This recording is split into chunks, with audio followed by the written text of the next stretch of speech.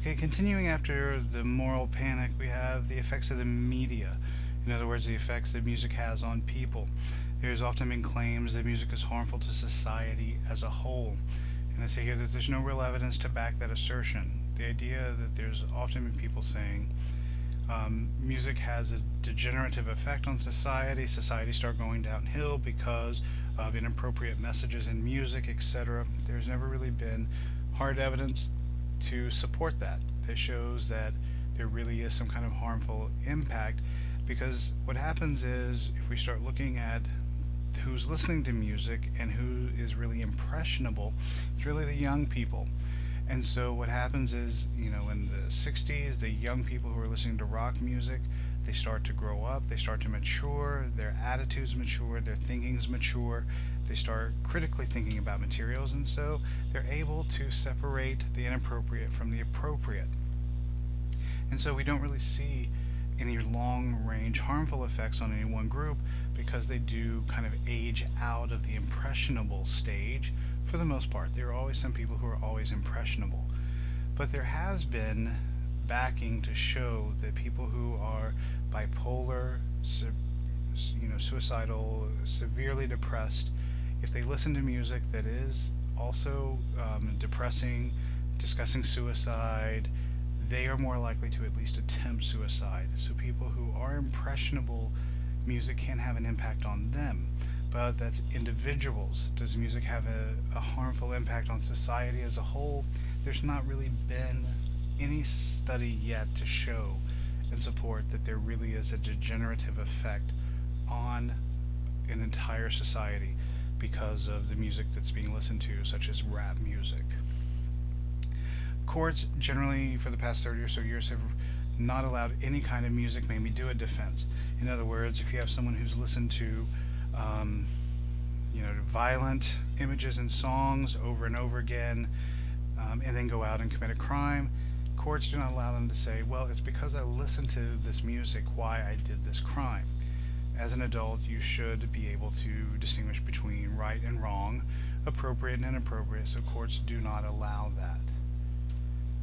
Importance of music, this is kind of going back to that media effects, because in all of these surveys you can look at, really looking at the group from 11 to 17, an impressionable age of people, music is extremely important to them.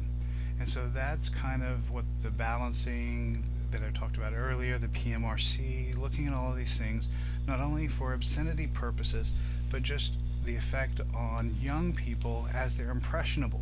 If you get young people starting at 11 who are listening to inappropriate sexual imagery in songs, who are hearing a lot of misogyny, in other words, inappropriateness towards women, thinking women are less than men, that's going to start to impact their attitudes. And so it's important to start really looking at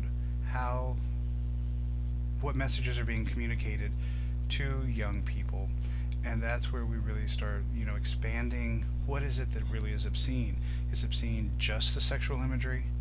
Or are there other things that are harmful to the 11 to 17-year-olds that we need to take into account?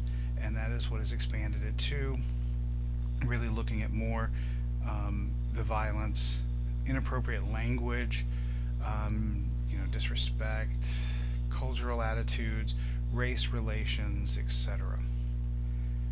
There's also been a huge change in the theme of music. Notice that, generally speaking, up to 50 years ago, 90% of the songs recorded were really a boy meets girl message.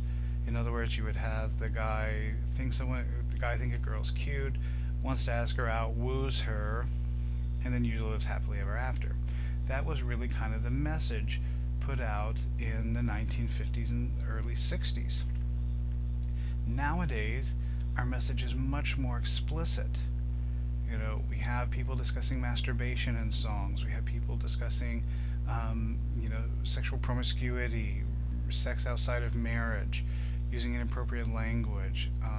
You name it, it's in a song that's probably been played somewhere on a radio for someone to hear.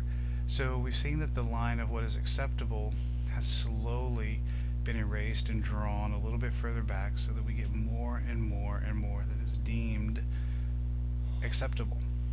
And so nowadays, the only time that you're really going to hear kind of a cutesy boy meets girl song is in an under 11 themed song, meaning you have, um, for example, Justin Bieber, who appealed and was supposed to appeal to the 9 to 12-year-old group of girls. He's putting out songs that are boy meets girl. But as soon as you start listening to music that's just a little bit more advanced, most people in their early teenage years, it's much more sexual than anything that would have appeared in the 50s or 60s.